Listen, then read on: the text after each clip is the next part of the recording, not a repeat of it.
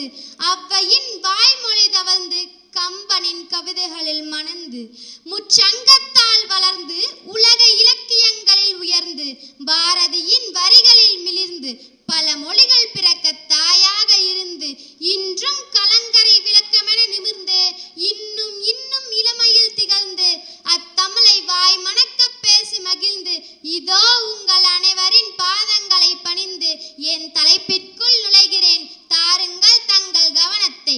என் தலைப்போ வீரபாண்டிய கட்டபொம்மன். வீரபாண்டிய கட்டபொம்மன் 1760ஆம் ஆண்டு ஜனவரி மாதம் 3ஆம் தேதி தூத்துக்குடி மாவட்டத்தில் உள்ள பாஞ்சாலக்குறிச்சியில் பிறந்தார். வீரபாண்டிய கட்டபொம்மன் என்றாலே நம் கண்முன் தோன்றுவது அவரது வசனம்தான்.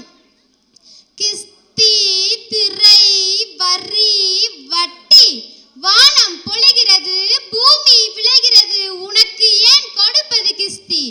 எங்களோடு வயலுக்கு வந்தாயா, ஏற்றமிரைத்தாயா, நீர் பாய்ச்சி நடு வயல் நிறைய கண்டாயா, நாற்று நட்டாயா, களை பறித்தாயா, கழனி வாழ் உழவருக்கு கஞ்சி களையம் சுமந்தாயா, இல்லை அங்கு கொஞ்சி விளையாடும் எம் குலப் பெண்களுக்கு மஞ்சள் அரைத்து பணிபுரிந்தாயா, அல்லது நீ மாமனா மச்சானா?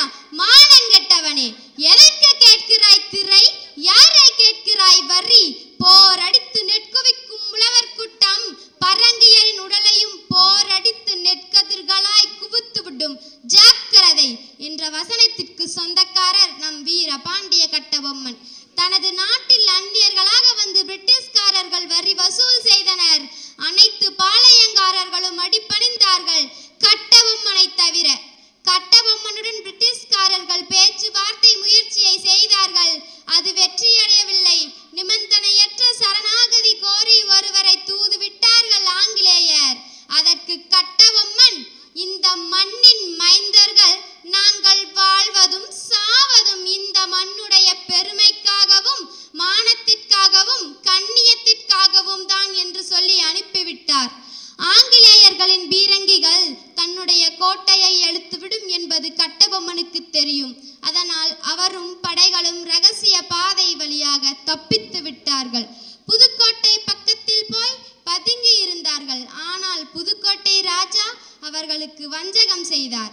கட்டபொம்மன் சிறைபிடிக்கப்பட்டார். பொது இடத்தில் புளிய மரத்தில் தூக்கிலிடப்பட்டார்.